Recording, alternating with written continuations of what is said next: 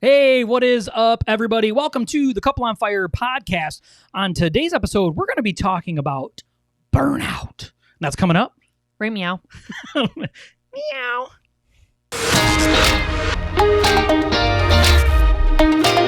Are you a Christian and you are looking to take your faith, your family, and your future to the next level?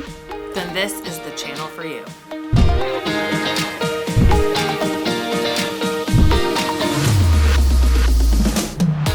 What is up? We're so excited you're here. This is season 2, episode number 5. I am one of your hosts, Josh, and I'm here with the infamous that just got off a cruise, apparently. She got her sweatshirt going on. This is my wife, Kristy, y'all. I'm putting this on for good vibes, vacation vibes. February is the last time we went on vacation. Yeah.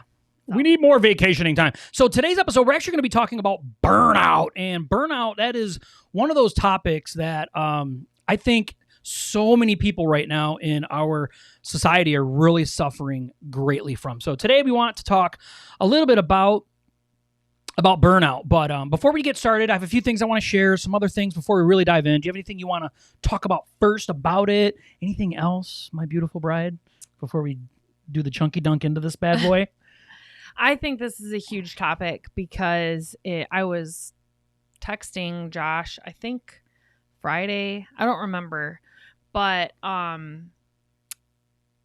it's something that I've never really dealt with myself at this level, and I think it's an important topic to talk about, and that's something that him and I are both struggling with right now is burnout, and it was important for us to recognize that and then really start talking about it. And then when we were talking about it, we were like, we should do our podcast on that now, because so many other people, we see it on social media. So many people are posting things. We hear people in our inner circle all talking about it. And it's like we're kind of just indifferent to it until we really started talking about what is going on with us, like individually, with the own things that each of us individually have going on with responsibilities. And so I'm excited to talk about and be transparent and vulnerable with you guys. And I hope that you can be vulnerable with us. This is a serious topic to talk about. And I know that I'm struggling heavily with this right now.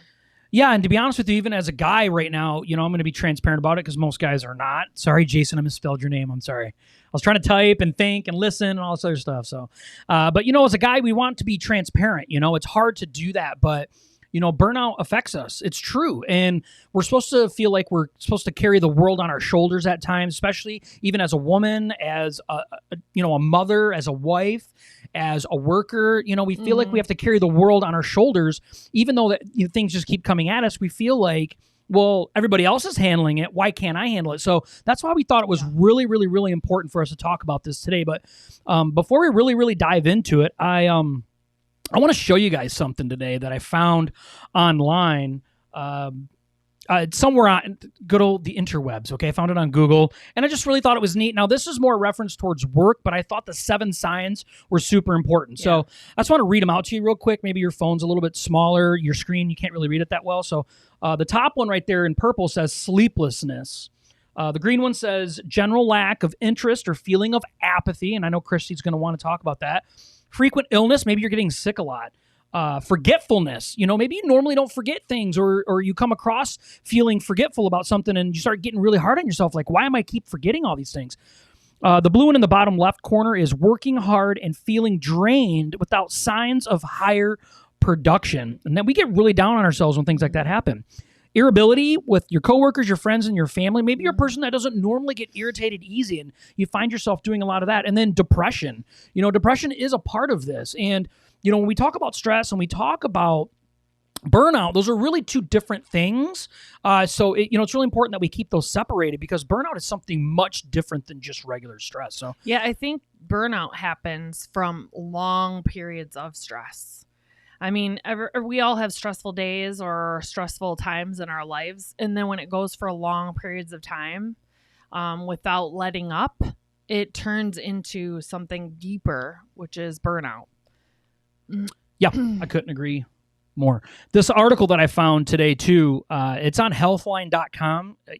was this article. Kristy found one. I found one. We started talking about it. It's really funny because she was at work today and she's like, sent me this link. And literally as the link came through my text message, I was on the website already reading about the same exact one. So this article, and I want to make sure that I share the link out to you guys later after the episode's over. I'll drop it in there so you can go back through and look through this article. This article is so good.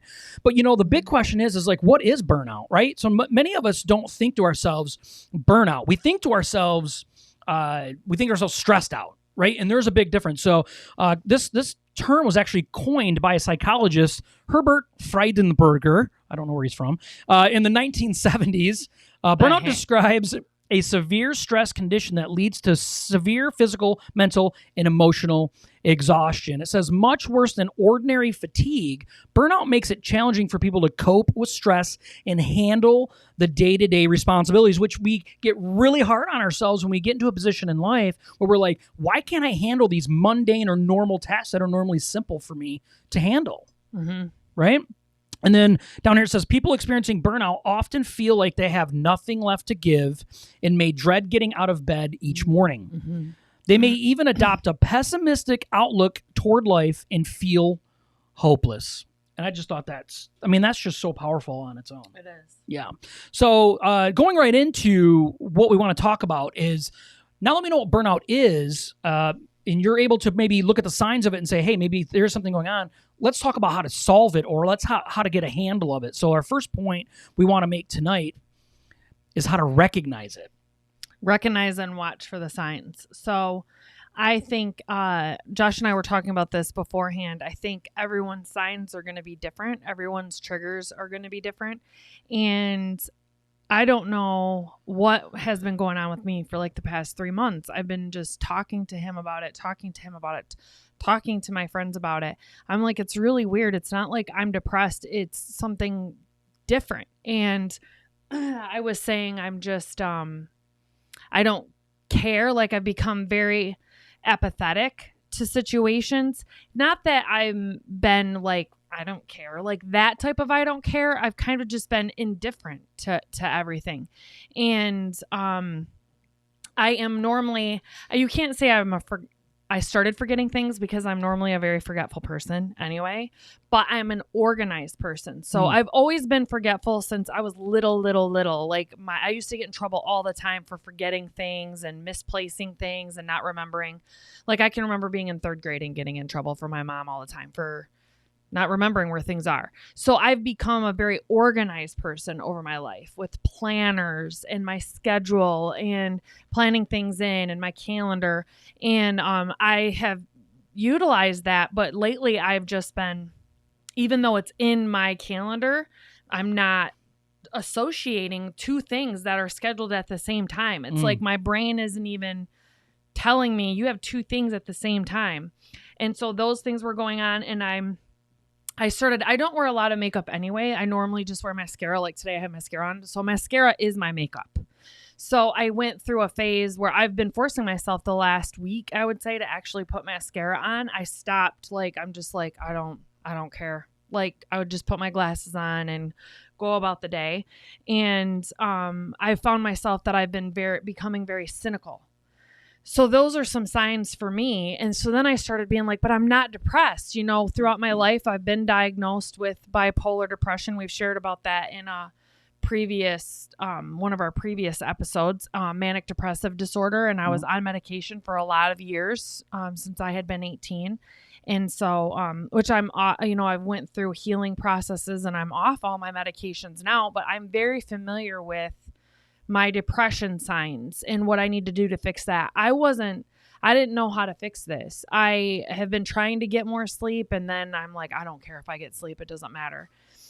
So I started Googling things, and this is when I found this burnout thing. And I do think it's a God thing. I don't think about coincidences. I text this to Josh today, and he's like, I'm reading the same exact article right now. And I'm like, it's so good because your mental health is so important. And I am in that stage right now. It's very important to try to recognize the signs and make steps towards overcoming that. Like no, you're going to put mascara on. Okay. Like you can put mascara on yourself, make yourself feel better. I think we get caught up though, like we think to ourselves, I don't have a choice, right? So I don't have a choice. Like I have to go to work. I don't have a choice. I have to get up in the morning. I don't have a choice. Like these are my responsibilities. I have children. They're my choice.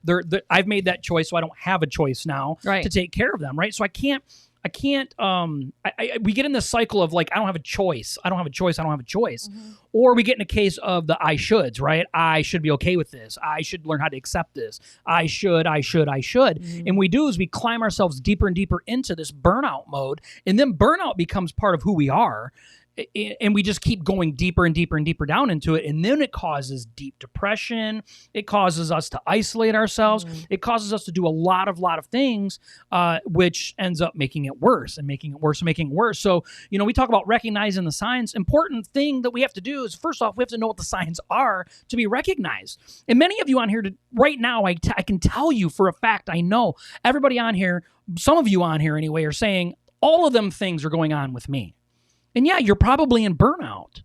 And what we do is we allow either the society, our friends, our family, or ourselves to make us believe that we have to be this way, that we don't have a choice. Like my neighbor's this way, so why shouldn't I be able to do the same things? And we have to understand when we're recognizing the signs, we also have to recognize our capabilities and what we're able to handle and not handle. And there's a big difference between being a crybaby about something and saying, oh, I don't want to go to work because going to work causes burnout. No, there's a big difference in that.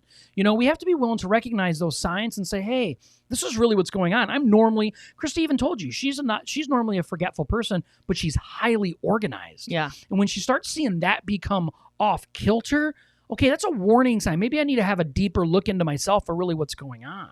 Well, and in the fact that I started looking back over the last couple months even, and it's like, I'm just going through the motions of everything. Yeah. And I'm not fully present and fully aware, of what is going on. Like this past weekend, I made it a point on Saturday. We went to a golf outing, an autism awareness golf outing.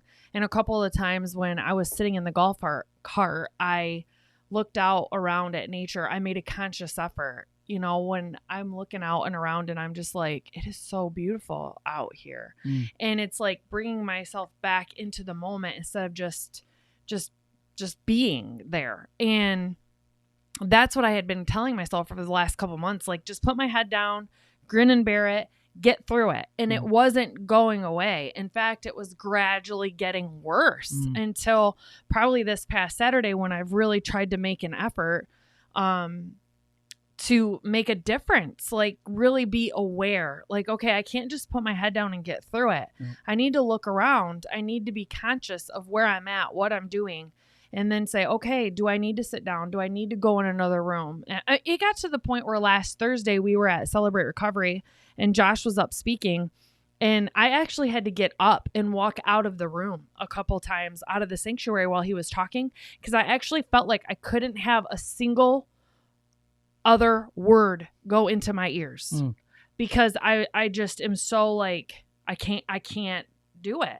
And so that's when I really started recognizing, probably last Thursday, like something is not right. I need to work this out. Yeah. But how many times over, let's even say the last 4 months. Okay. Cause you said before we even started today that you had been struggling this for about the last 3 or 4 months. Mm-hmm. How many times over the last 3 or 4 months though, you keep telling yourself, I need to just suck it up? Yeah. Every day. I just would be like, you're just tired. You're just, you just have stretched yourself too thin. It's your schedule. Yep. You just have to grin and bear it. You don't though. Like there is certain responsibilities like Josh was talking about that you can't just be like, I'm just not going to go to work anymore. You can't do that. But there are things then that you have to be conscious and aware of, in your time, your minutes, even throughout the day where okay, I'm at work today.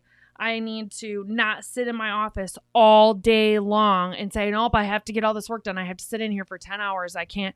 You need to get up. You need to go outside for a second, take some deep breaths, look around, recenter yourself, pray, That's something I recognized about myself. I can't just sit in my office all day long. I don't take lunches. I just sit there. I went in at 6:30 in the morning today, and I didn't do it today. So this is me holding myself accountable. I didn't leave until like 5:30 tonight, and I didn't leave my office unless I had to go to the printer. I mean, I didn't go outside. I didn't look around, and I kept saying, "Oh, I'll do it in a few minutes. I'll do it in a few minutes. I'll do it in a few minutes." And I didn't. And that is a huge thing. Like, you need to take the time to take a breather. They even say to authors, I'm not an author, but they say that people that are writing a book, they write for a few hours, get up. Yeah. Go walk outside so you don't get that way. And you have to be conscious of those things. And I think it did me a lot of good on Saturday. We talked about this being outside like all day outside. It was really good. I couldn't remember the last time that we've just went outside. We've been going from building to building to building for like months. And we used to go on walks outside. We used to just sit outside on the deck. So nature does you good, does me good. And part of those signs, though, of not just looking for the negative signs, but also looking at the positive signs, like Kristy said, she realizes, being outside in nature, sitting back for a minute, taking a breath, looking and absorbing the environment that's around in a positive sense. That's also recognizing what can help combat some of this stuff. It's not always just about recognizing the bad things going on, but also recognizing what works for you. It's different for everybody. Yeah. Sometimes I remember. Okay, so I asked Kristy maybe a month ago now, I'm like, okay. I'm going to ask you something, and I just need you to say yes to it. Okay? Because I know her. And I'm like, it was really important that some friends of ours asked if we would be part of this golf outing. First off, Kristy doesn't golf. I don't know that, and people don't understand. It's not me saying I don't golf. It's I don't. Like, I swing a golf club like 3 times in my whole life. Like, I don't know how. That's not, I don't know how. So we signed up to go be part of this autism. He signed us up. Awareness golf outing, and it was a scramble. Which I'm grateful we did now. You are grateful, right? So, and I was really hoping and praying that was going to be the output. Now, I didn't know, but I was thinking to myself, like, you know what? We need to get outside. We need to get detached from the normal things that we keep hammering away at each and every day. Like, we need to get detached of that. So I told her, I'm like, I need you to tell me you're going to say yes to this. And she's like, okay. So begrudgingly, even the morning of. Yeah. But she did it. And he knows me so well, though, because I wasn't saying anything. I wasn't complaining. No, you weren't. I just don't talk. He's just like on the way there. He's like, we're going to have fun, babe. And I'm like, So, but another sign for us, and I just thought about this and I wanted to say this. Him and I have both had this be happening to us lately that we've talked about, is that we have felt like we cannot sit down ever. We start getting more stressed out. And that was a burnout sign for both of us, because we've talked about it. Yep. It's like if I sat down at the end of the night, when I got home from work and I ate dinner and everything, if I wasn't, okay, I need to get on and do schoolwork. Okay, we need to be working on our consulting business. Oh, we have to be doing stuff for church. Oh my gosh, we got to be doing life group stuff. Like if we weren't doing something, I started like stressing out about it. Yeah. And that's a huge sign of burnout. Like, you have to be able to allow yourself to calm down. Wasn't it? Like, we feel like we're vibrating a little bit. Like, there's something I can be doing right now. There's always something I can be doing that could be done. But that leads us into the second point, which is something that becomes most important after recognizing it, and that is how to reverse it. Mm-hmm. And the reason why reversing it is so important is because, like Kristy said, I believe earlier in the episode, she said, you can't just put your head down and get through it. It doesn't work like that. Mm-hmm. We think it works like that because as Christians, we think to ourselves, this is just a season. I mean, how many times have you heard that? It's just a season, right? Oh, I say it to myself. Okay, let's just be honest. All right, but sometimes that season, could last 40 years. Like, we don't know. So we need to quit telling ourselves this is just going to be over in a week or over in a month or over in a day. We have to quit telling ourselves that and start being proactive and being part of the solution of reversing it. Number one, pray to God for strength and encouragement and wisdom to know what to do. First thing that comes to mind, I know because it's one of the hardest things for me to do, my wife will agree, is you need to start saying more no. No. Like, I'm really bad at that because I start getting a case of the shoulds, right? Oh, I should be able to do that. I should be able to handle that. I should be able to do this. I should be able to do that. No. No. But it's actually no. that is a little bit going into codependency. So if It is. And I struggle with codependency too. I don't know if I would label even mine. Mine is a little bit of self-worth. So I actually feel like I struggle with people liking me. I have my whole life. And it's like I want everyone to like me, which you'd be surprised because I'm a pretty honest person. You know, when you're super honest, a lot of people don't like you. But it's like if someone asks me to do something, though, the weight of my guilt is so instantly I'm like, if you say no, they're not going to like you or they're going to be mad at you, you know? And so I don't want to disappoint people. I'm a people pleaser in that aspect. So it's very important to know your weaknesses because if you keep saying yes like that to people, and a lot of times we even get caught up in thinking that we have to explain the no. Oh, I'm popular for that. You are. And he is. And I'm like, we don't have to explain ourselves to any, he has to explain stuff to me. Okay. No. That's the wrong no. But it's important to say, no, I'm sorry, I can't, you know? And well, why? You don't have to. And I think it's important to recognize that you shouldn't badger a person either if you're asking them to do something and they tell you no. They don't need to explain themselves to you. No, but I'm a person that says yes because it makes me feel good, right? Yeah. That somebody was willing to trust in me to do something. So, which is a self-worth issue, okay? And that's just honesty. As I need to be made to feel important about, you know, someone's asked me something, I'm like, well, yeah, of course I got to do it now. If they've went out of their way to ask me, at least that's how I feel about it. And what ends up happening, though, is when I try to do everything, I do nothing well. So I have a hard time succeeding. And one of my biggest problems, and I've shared this many times before, is that I have a hard time finishing something. And it's because I have a real problem with not saying no. Like, if I could just take just a few things and say yes to those and then say no to the rest, I would probably find a lot more success in certain different areas of my life. But I don't do that. And what ends up happening is it causes me to get just in this burnout mode consistently in all different ways. So now I have to go through a bunch of yeses, go into burnout mode, and I have to say no to everything, right? Because now I'm crashing, I'm getting sick. I mean, all these issues are coming up in burnout mode. But I'm not doing anything about it, really. I'm waiting until burnout says you don't have a choice, and you have a choice. See, when we're willing to recognize the signs, now we have to be willing to then reverse what's going on in our lives. We have to step up and do something about it. And how are we going to do that? Like, what action can you take in your life to switch that around, to rotate those responsibilities that you have that maybe you've taken off way, way, way too much?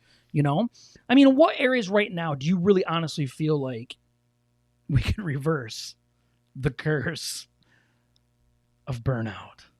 So in all honesty, I really feel like some of mine is I'm not getting enough sleep. So we've been so busy. I am justifying I need to be asleep typically by 9 or 9:30. Or 6 p.m. Sometimes I can. But I need to be asleep by 9 or 9:30 because I get up between 5 and 5:30. And for important things to me in the morning. And so I've been trying to convince myself that I don't need to go to bed until 10:30 or 11 o'clock because I'm so busy up until 9 doing work, schoolwork, all these other things that I'm grown and I should be able to stay up a couple more hours to be able to decompress. And play on my phone if I want, and I can still get up the next morning and I'm going to be fine. And it's not true because then when I don't get up at that time, what I'm actually giving up is the most important thing in my life. It's my devotion time. It's my Bible reading time. It is my prayer time. It's the time that centers me. Yeah. And that is the most important time. So I need to go to bed earlier. No excuses. If I'm busy right now and I can't get into bed until 9 o'clock and I'm supposed to be sleeping until 9:30, that's an adult grown-up life. That's what Kristy needs to do. Stop being a little brat and telling yourself you should be able to lay there for 2 more hours and watch TV because you want to. It's everything. I heard this in a book the other day and it really hit home with me. Whatever you say yes to, it means you're saying no to something else. That's powerful. So if I'm saying yes to staying up at 11, that means I'm actually saying no to getting up at 5:30 and getting all my important time in. It's actually what it means because I don't get up. I can tell myself the night before. It's just like tonight. I can say, tomorrow is the day I'm going to start eating healthier. And then tomorrow I'll end up eating ice cream. And then after I'm done eating the ice cream and I self-loathe, then I tell myself I'm going to start eating healthier. It's no different. Like I have to stop making excuses about those things. I need to get outside more. Those are the things that make a huge, I have to hydrate if I'm not drinking enough water. I know that sounds mediocre or minuscule, I guess is the word I'm looking for, but it's so important. You have to hydrate. It's, they say when you first wake up in the morning, and you can Google this, okay? And I'm saying real Google, like studies that have happened. They want you to drink 8 ounces of water when you first get up in the morning because your brain is actually dehydrated after you've been sleeping. And it makes a huge difference in your thought process, in your memory, and all of that for the rest of the day. And so I started doing that too. So those 3 things, I need to hydrate, I need to get more sleep, and then I need to get out in nature more, as long as it's not winter. The whole point is you need to figure out what's in your life, and you need to say no to things. Exactly. So part of my thing is, and I've tried this for the last 2 nights, and I feel much better today. Now, I don't know if I could chalk it up to other things because I'm really good at doing that, right? I'm really good at trying something, and then when I really didn't want to try it, but I tried it because I could say I tried it, but then lying to myself and saying the outcome was from something else, okay? All that to say this. The last 2 nights, I've went to bed an hour earlier. I went to sleep an hour earlier than I normally do. So Kristy and I have made a vow in our marriage that we always go to bed together. Well, God loves me, so she can go to sleep with the TV on, which really works out great for me. So I'm not just sitting in there in the dark, right? Or I have to go to sleep at 9:30 when she does, when she's supposed to, right? So what ends up happening is I'm laying there and I get watching TV and stuff, and I get really caught up in like the shoulds. Like, I should be able to stay up as late as I want, right? I should be able to do this. And I get caught up in that. And what ends up happening is I end up waking up earlier in the morning anyway. And then I'm like, I should be able to sleep in longer. I should be able to do this. But it doesn't happen, right? So I sell myself like there's too much to do, too many things going on, blah, blah, blah, blah, blah. And like at nighttime is my only time to wind down. So what I've done the last 2 nights is I've went to bed an hour earlier. And I'm going to continue doing that, okay? I have to say no to myself, which is one of the hardest things we'll ever have to do, say no to ourselves about, no, I'm not going to get up and search the house for food at 10 o'clock at night. And no, I'm going to go to sleep by 11. That's why there's a light in the refrigerator, right? Yeah, to show me where the food's at? Yeah. Yeah. For to keep vegetables too, and I don't get those. Okay. It's not what I'm creeping for at night. But we have to be willing to step up and do the work. Okay. We can't just say, oh, it's the season I'm in. I'm going to, go ahead and let this time go by. It's burnout. Like, it's time to get serious right now. It's time to get serious right now. Small compromises. That's what I used to tell myself in the morning. I'm like, I am not going to get up in the morning and check my email right away or look at Facebook. You really shouldn't, because you get dopamine and all those little squirts of chemicals in your brain, that get you going. And people are like, oh, it's not that big a deal. It is that big a deal. And I've broken my own golden rules and I can see it. I can see it because I've stopped caring. I've become apathetic. I'm so busy. I'm like, oh, whatever. It doesn't matter. Nothing matters. And that's how I've gotten. And I got to stop doing that. I'm not a caring, loving person in my mind like I should be. I'm just like, no, not even that. I'm just like, I don't care. I don't care. I don't care. Yeah. I don't even care about myself. And that's bad. Yeah, and that's bad. You wanted to stop. I wanted to stop putting makeup on. I wanted to stop just like, whatever. Just leave me in my pools of pessimism to wallow by myself. That's how I've been. Mm-hmm. Third thing, which we want to make sure we get to is, that's the second thing. Let's go to this one. No. It's resilience. It is resilience. It's apparently not that resilient because it's not on there. Reverse. It's actually funny. I wish I had that to play on there. So, what was that from? Reverse. It's a song. Reverse, yes. Yeah, it's like one of those line dance songs. Yes. Reverse. Okay, so anyway, the third point is resilience. And to create resilience to this means that we need to properly plan before we get to burnout mode, right? And we can use a lot of the stuff we've already talked about today. Making sure that we're setting healthy boundaries, saying no when we need to say no, not biting off more than we can chew, not looking at things bigger than what they are, but taking them for what they are. right? We can do those things, but we need to make sure that we're taking care of ourselves. Kristy mentioned water, and I thought that was great that she talked about that. We need to be purposeful about the things that we're putting into our body. Now, we can always talk about health. We can always talk about those things, but let's just get honest. We want good mental health. We want to take our faith, our family, and our future to the next level. We need to care for the temple, right, that the Bible tells us to take care of, and that's our bodies.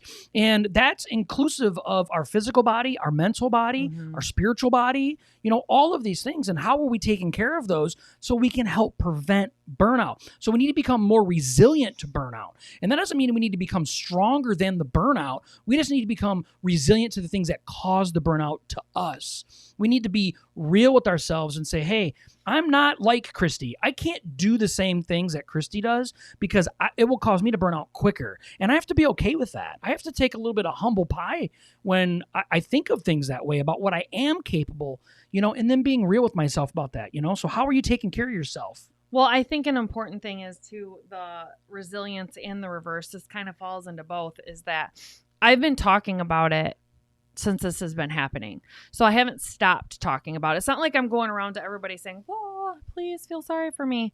But I keep, I'd bring it up to him and say, I do not know what is going on with me. I'm so tired all the time. And I'm just so and indifferent about everything. And then at Celebrate Recovery in the women's group, I was sharing about that the last few weeks. So it's very important when you start feeling like this, don't isolate yourself. Yes. Don't go around and start just telling your problems to everybody. Don't be one of those people that, when people leave away from you, they feel drained because you've sucked all the life out of everyone that you come in contact with.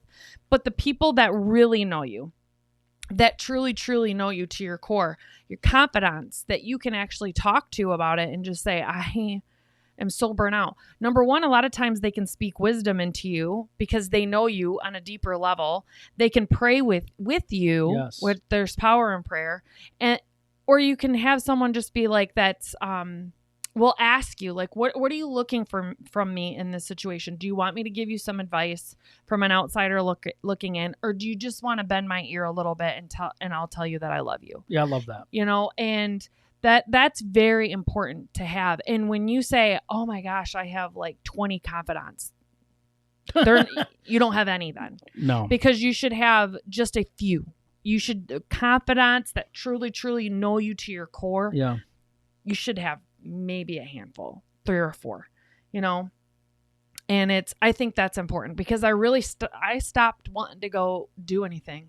I just have been, just because I know me with depression, as soon as I start to isolate and stop talking altogether, it gets very, very dark from there, very dark. And I don't ever want to get to that place. I got to that place a couple years ago, which we've talked about, when I had to go through a lot of deaths in my family, and I don't want to get there again. And I think some of the most important thing you can do, and it's something that Kristy and I are trying to actively do all the time. And if you're in a marriage, in a relationship of some format, be open and honest with your partner about it. Yeah. Okay. It's not a weakness. Okay. Maybe what you have taken and what's going on in your life is burning you out. One of the craziest things that I've read doing some of the research about burnout is they say that people that are usually doctors and lawyers and people that are in high affluent positions and stuff experience burnout. But something else that listed that a lot of people don't give enough credit for is the stay-at-home parent. The stay-at-home parent that has to juggle all these things that literally their job never ends. It's not like they get to step away from that, So maybe that's going on. So be real with yourself and say, hey, I got something going on and I need to talk to my husband. I need to talk to my wife about it.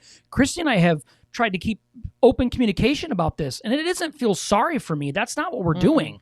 We're saying, hey, we need to support each other in this. We need to make sure that, if we're swimming this crazy race together, we're being smart about it together. Well, and that goes for people in ministry, though, too, because then what happens is you are at the church Monday through Friday as your job, and then you go there on Sunday because it's your church, and then you hang out with everyone from your church because those are your friends, and then all your serving time at night or on the weekends is at your church because you serve there too. That's a huge part of being, growing as a Christian, is serving. So then people in ministry, pastoral staffs, directors of recovery ministries, or worship band, all of those things, they are there 24/7. 24/7. Yeah. And then that becomes burnout because you're always there. So There's never an escape for it. No. I would say the same thing with that, like a stay-at-home parent. That's what made me think of it. A stay-at-home parent is they're always there. They don't ever get away. And it's the same thing with ministry, I think, too. It is, because it's everything. So this week's challenge is, it's really important that you educate yourself. You have to educate yourself. Don't make sure that you get on. You're looking for answers to things that are going on. Don't think that what's going on in your life, that this burnout that you're in, is unique to you. It's not. You're not alone in this. Reach out. Find a good, healthy community of people that you can reach out to. Reach out to that 3 or 4 core people, like Kristy was talking about, and connect with them and be open with them. It's not complaining. Complaining is when you go and you tell everybody what's going on in your life, and you just keep. That's complaining. Complaining is not talking privately with 2 or 3 different people and saying, hey, I got this going on in my life right now, and it feels like it's too much. It feels like it's too much, and I don't feel like there's any end to it. I feel like I've just given up and I don't care anymore. And trust in that person and talk it through and get it out and seek answers. Mm-hmm. Research, look for the answers, because it's different for everybody. Kristy could sit here all day and tell you what works for us. What works for us may not work for you. But that doesn't mean you shouldn't keep educating yourself and looking for the answers for burnout. Burnout is a real problem, and it doesn't just affect you. It affects your work. It affects your family, your children. It affects ministry if you're part of that. It affects everything. And because God created you for a purpose, he needs you to live that out. But at the same time, he needs you to take care of yourself, because you can't pour from an empty cup. You have to take care of yourself, and being honest with yourself and really looking at yourself and saying, hey, what areas am I really burnt out in right now that I need to step back from, that I need to say no to, that I need to get real with? Burnout is a real problem. And I think if you pray about it, I think the Holy Spirit will reveal to you what you need to see. Yeah. Like, I started really praying, like, what is going on with me? And then all of a sudden I felt like, how people say, you probably do this. You drive to work, or you drive home from work, or you drive to church, wherever you go on a regular basis, and you get there and you don't remember how you got there. I mean, you just are kind of on autopilot the whole way there. That's how when I looked back over the last 2 or 3 months of my life, that's how every day was. All my tasks that I was doing, I was just kind of going through the motions. My body was present, but my mind wasn't, because it starts like self-protecting itself, from trauma and from being overworked, and it will do that. And I started looking back, and I'm like, I haven't been present really for anything. I haven't really been appreciating the birthday parties that I went to, the people that I've been around. I've just been going through the motions, and I can't really recall any good memories from them. Thank God I take a lot of pictures. Yes. But that was a huge warning flag for me when I started praying and I had that get brought up to me. I'm like, I don't want to be that person. I want to be present. I want to be there for people. I want to make them feel better when I'm around them. And I need to make sure that I take care of myself. Yeah, I like to say, if you feel like a punching bag, just find out what's punching you and get away from it. Sometimes it's yourself. A lot of times it's yourself, though, and I believe that. Mm-hmm. I believe that. Like, we have to make sure that we're being healthy about it. Burnout is a real problem. Be part of the solution. Don't just expect, this is how I am, this is how things are, this is what I'm expected to do, and this is how this is just life. I was told by somebody years and years and years ago, it said that, you just need to get yourself a garage, in a poor marriage, and live in it. And that's just part of life. And work is something that you just, tolerate. You're just supposed to work 30 years, suck it up, and retire. And that's the way you live. And that's not true. It's just not true. You can live a happy, healthy life day in and day out with your work, with your spouse, with your children, with your church.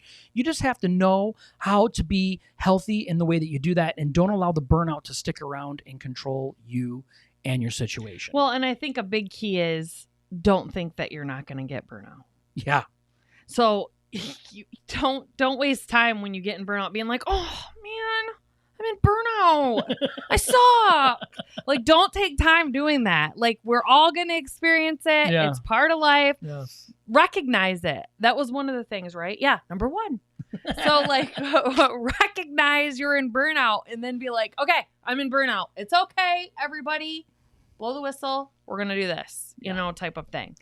Yes, I agree. So please make sure you like and follow our page. Share us out. It's really important because Facebook likes to do their own thing and they like to just do all that stuff. Yes, I like that really awesome special thumbs up she did. So hope you guys found some value in this episode. Burnout is a real problem. Make sure you reach out. Share some tips that you do. Please do. Yeah. Everybody is different. These are things that we've read, we like, things that we're currently trying in our life right now. We are in burnout mode. We're there. We're living in it. Out right now. We are climbing in it because we're willing to do the things that are necessary to do it.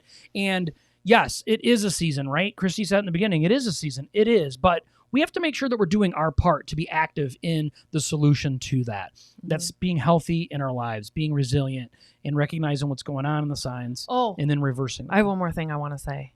So one thing that we recognized, it was a big thing, and I can't believe we didn't talk about it. Shame on us. We stopped. I'm in burnout. I'm forgetful. We stopped having fun. We realized that we hadn't been laughing. And our family, our household is normally full of laughter. And our house has been empty of laughter. It has. And we've really made it a point we need to lighten up. We need to laugh a little bit again. And that makes a huge difference. And I can't believe we didn't talk about it. So if you lasted this long, this was the most important. Laughter does make a difference. And I'm usually the guy that springs the laughter. And to be honest with you, I've went all serious mode. And that's because I've become apathetic to a lot of things. And that's part of the burnout problem. So being able to recognize that. And Kristy recognized that the other day and sent it to me. And she goes, we need to laugh more. And I'm like, man, that is powerful because we do. We need to lighten up a little bit. We need to really approach life. We don't laugh anymore. No. Yeah. We need to approach life by make today the most that you can. And that doesn't mean just work hard and grind everything out. A lot of times that means pause and have fun too. So. Yeah, that was a huge one. Yeah, that is a big one. I'm glad you remembered that. Burnout's already escaping her. She's already starting to remember stuff. There we go. Man. All right, guys, we appreciate everybody being here. We love you all, and we will see you guys next week. Bye. Bye.